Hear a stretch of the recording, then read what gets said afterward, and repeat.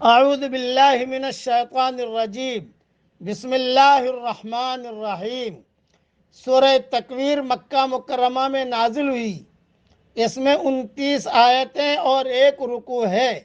نازل ہونے کے اعتبار سے 7 نمبر پر ہے، لیکن تلاوت کے اعتبار سے 81 نمبر پر ہے، اور سورہ مسد کے بعد نازل ہوئی ہے، یعنی تبت یدا ابی لہب کے بعد نازل ہوئی ہے۔ اذا الشمس کوورت، جب سورج لپیٹ لیا جائے گا۔ وَإِذَا النُّجُومُ انكدرت، اور جب ستارے بے نور ہو جائیں گے۔ وَإِذَا الْجِبَالُ سُيِّرَتْ، اور جب پہاڑ چلائے جائیں گے۔ وَإِذَا الْعِشَارُ عُطِّلَتْ، اور جب 10 ماہ کی حاملہ اونٹنیاں چھوڑ دی جائیں گی۔ وَإِذَا الْوُحُوشُ حُشِرَتْ، اور جب وحشی جانور اکٹھے کیے جائیں گے۔ وَإِذَا الْبِحَارُ سُجِّرَتْ، اور جب سمندر بھڑکائے جائیں گے۔ وَإِذَا النُّفُوسُ زُوِّجَتْ، اور جب جانیں جسموں سے ملا دی جائے گی۔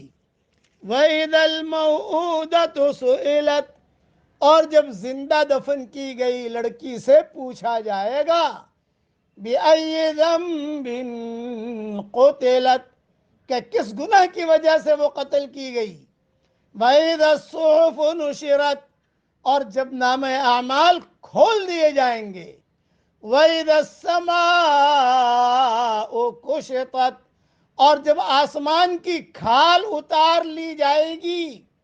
وَإِذَا الْجَحِيمُ سُعِّرَتْ، اور جب جہنم بھڑکائی جائے گی۔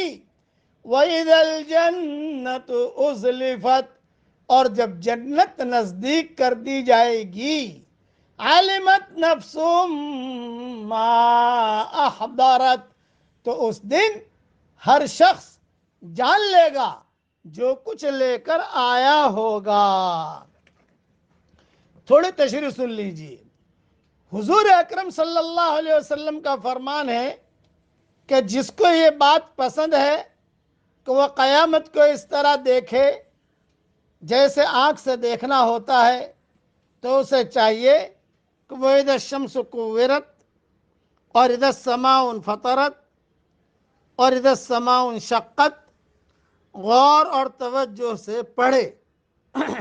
اور میں کہتا ہوں کہ ان صورتوں کی میں انشاءاللہ تشریح کروں گا، بہت دھیان سے سننا۔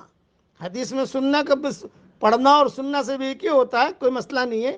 یہ حدیث جو ہے وہ ترمذی میں ہے، تفسیر سورہ تکویر میں۔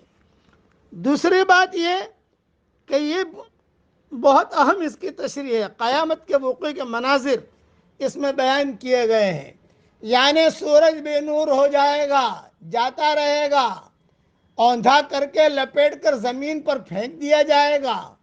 عبداللہ ابن عباس فرماتے ہیں سورج کو چاند کو اور ستاروں کو لپیٹ کر بے نور کر کے سمندروں میں ڈال دیا جائے گا، اور پھر پچھواں ہوائیں چلیں گی اور آگ لگ جائے گی۔ ایک مرفوع حدیث میں یہ بھی ہے کہ اس کو تہ کر کے جہنم میں ڈال دیا جائے گا۔ ابن ابی حاتم میں یہ حدیث ہے، اور تفسیر ابن کثیر جلد 5 صفحہ 510 پر یہ حدیث ہے۔ ابی ابن کعب فرماتے ہیں قیامت سے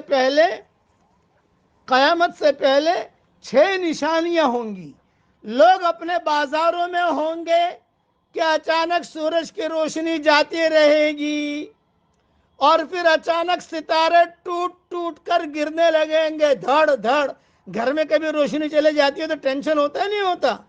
تو اسی طریقے سے لوگ بازاروں میں ہوں گے اور اچانک سورج کی روشنی جاتی رہے گی، اور اچانک ستارے ٹوٹ ٹوٹ کر گرنے لگیں گے۔